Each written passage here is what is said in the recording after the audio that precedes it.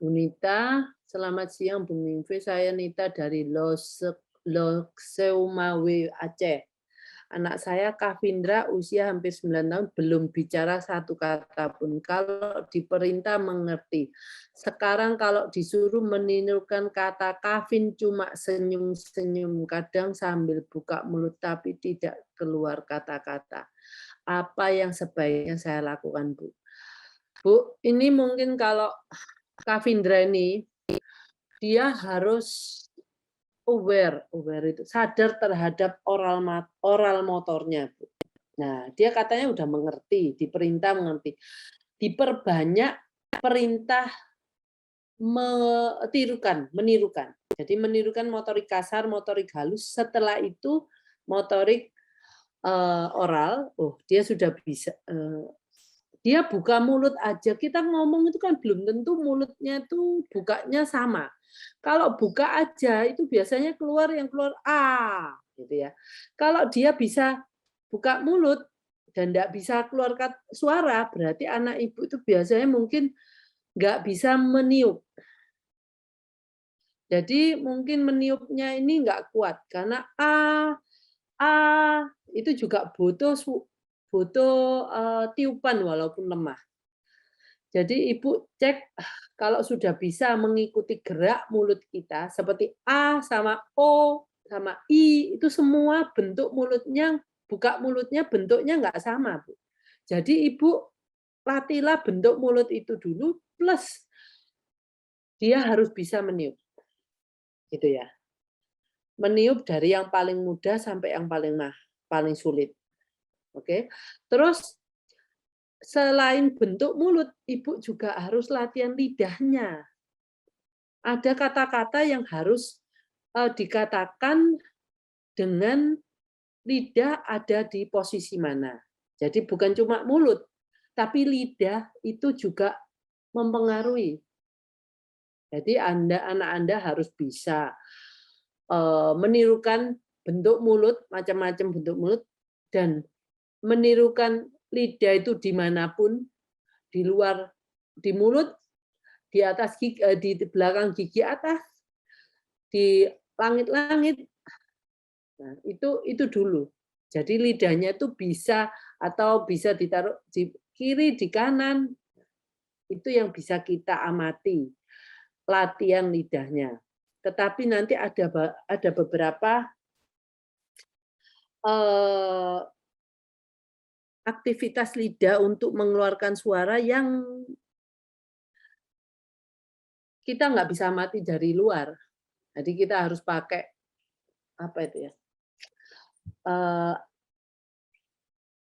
Yang kayu yang agak panjang itu yang kita masukkan ke dalam mulut, itu ya.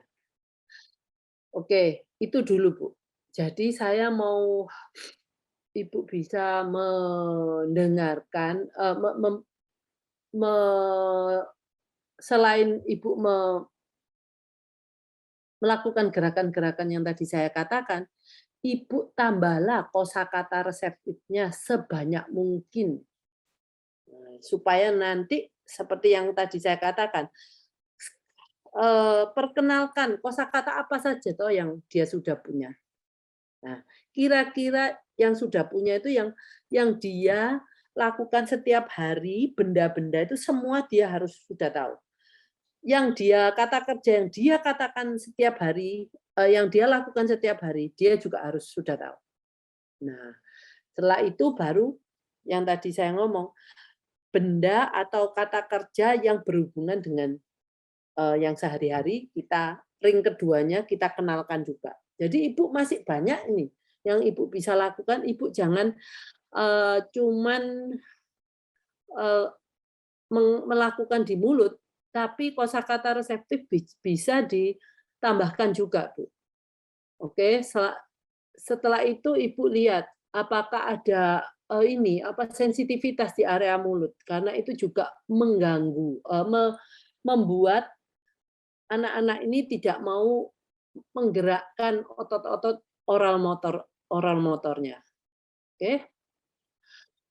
Untuk Jumri Sitorus, Pak Jumri Sitorus. Joel suka makan buah pir. Saya coba perkenalkan ke 5 sensori. Masih cuma dengar dan lihat. Buahnya sudah dimakan gak sabaran, ya, Bu. Sehingga 3 sensori yang lain selalu terlewatkan. Nah, gini, Bu. Kalau saya dia suka makan. Nah, oke. Sebelum dimakan dibauk dulu, baru dimakan. Kita yang pegang. Sebelum makan mungkin dia bisa merasakan di bibirnya, oh kasar ya. Kalau pir itu lain macam-macam pir. Nah, itu kita yang pegang kendali. Jadi jangan kalau anaknya seperti itu, dia sebelum makan perkenalkan sensori yang lain. Oke. Jadi ya ini kita harus sebagai bosnya anak kita sekarang ini.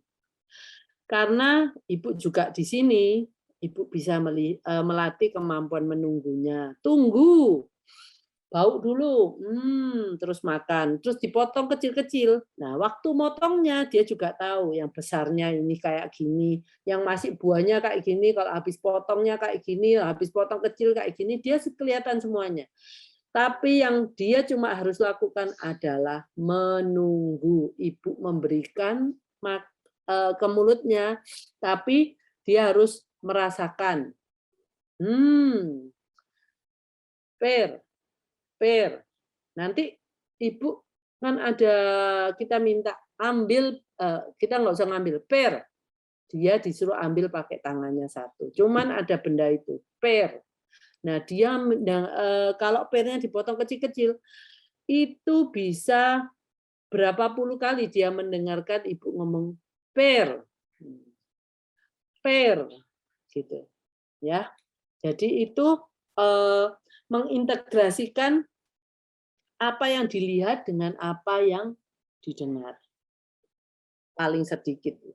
Kalau ibu nambahin sensori yang lain, ya sensori yang lain itu ikut terintegrasikan dengan kata-kata per. Oke, untuk Mom Arsya Jogja hadir juga. Terima kasih. Oh, bukan, Bu. Pengenalan benda ini mungkin langkah awal belajar makan buah yang belum disukai. Jangan, Bu. Benda-benda yang kita kan mau memasukkan kosakata benda.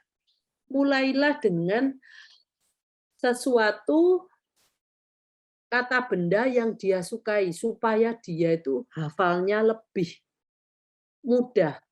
Kalau pengenalan makan buah yang belum disukai itu jangan di sini, Bu. Nanti Ibu kalau mau makan, makan sesuatu ya, mungkin meals, makan siang atau makan apa, Ibu minta dia hanya makan satu potong benda, satu potong kecil buah untuk dimasukkan ke mulutnya. Kalau dia dikeluarkan, nggak apa-apa, jangan dimarahin, ya.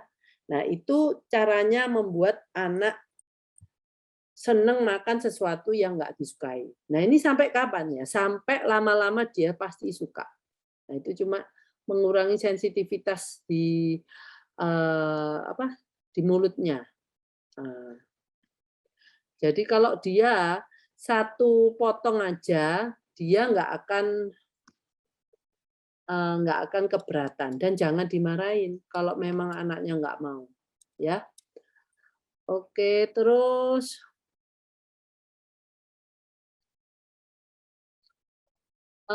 anak saya hanya doyan kurma dan jeruk. Oke, kalau ibu kenakan kurma dan jeruk, ibu boleh mengenalkan, kan kurma itu gini, kurma itu manis, legit ya.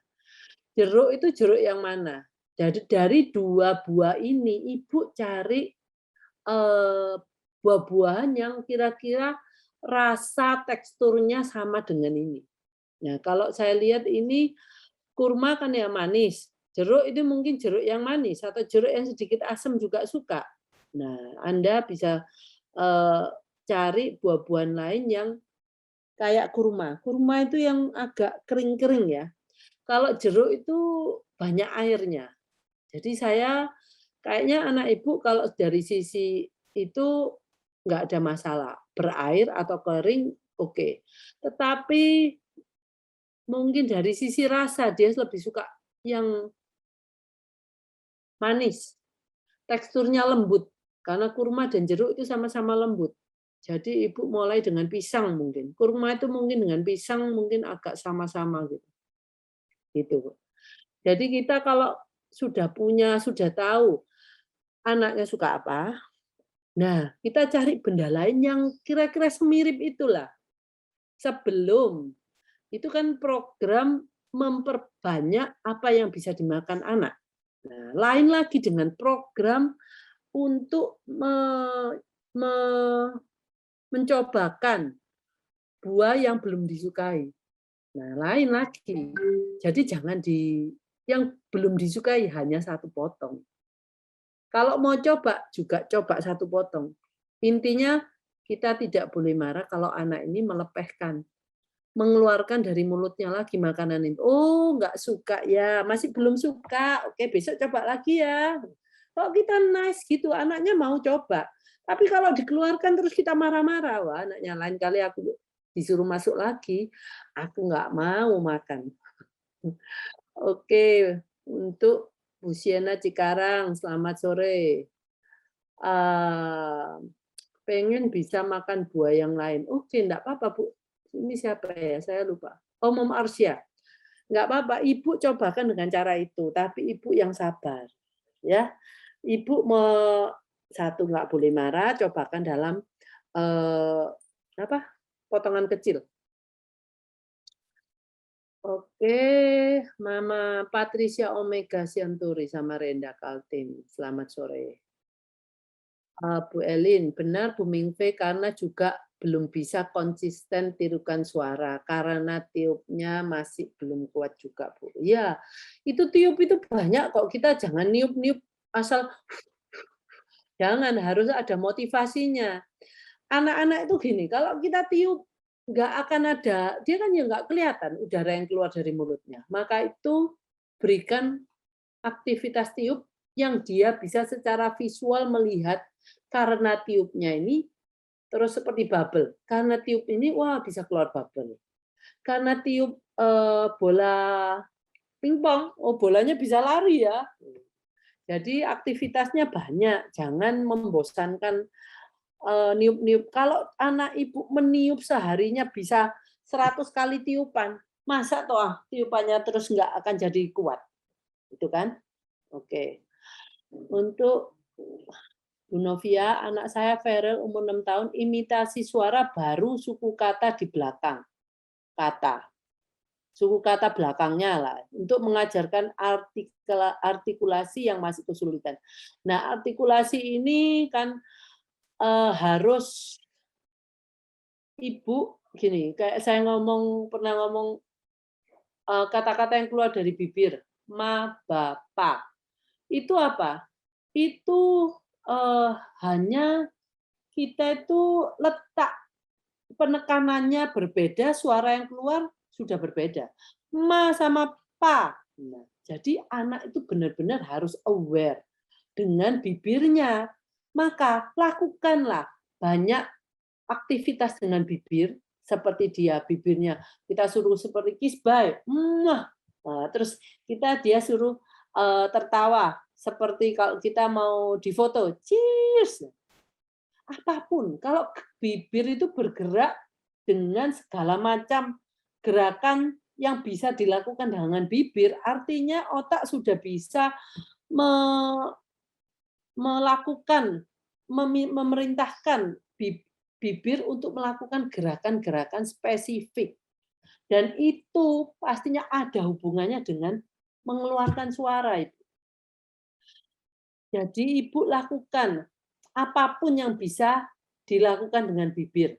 Mau monyong, mau melebar, mau mencong ke samping, ke sana, it's okay. Ya, Anda nggak perlu harus harus gerakan yang bagaimana? Gerakan apapun yang bisa dilakukan sama bibir. Nah, itu kalau mau ma, bapa. Kalau a, i, u, e, o, nah itu Ibu coba. Itu gerakan apa? Ya gerakan bibirnya itu, bentuk bibirnya. Oh, i, sama bentuk dengan juga dibantu dengan lidah. Nah, lidahnya bagaimana mengajar lidah? Oke, ajarkanlah lidah itu. Ibu akan lihat kalau lidahnya itu kayaknya kurang lincah. Anda akan bisa melihatnya. Mau dikeluarkan, menjulurkan lidah aja susah. Apalagi mau kemana-mana. Gitu. Mau ke pipi samping, ke pipi kanan, mau ke atas, mau ke bibir. Nah, itu bisa dilihat bagaimana gerakannya itu. Lincah enggak? Apakah ada power enggak? Atau kadang-kadang itu lemah sekali, sudah pelan, lemah lagi. Kayak julurkan lidah, yang dijulurkan cuma sedikit. Nah, itu kan berarti kurang kurang banyak power yang dikeluarkan untuk menjulurkan lidah itu, ya. Saya ini sudah keluar dari konteks hari ini nih. Saya belum ngomong kata kerja loh, Bu.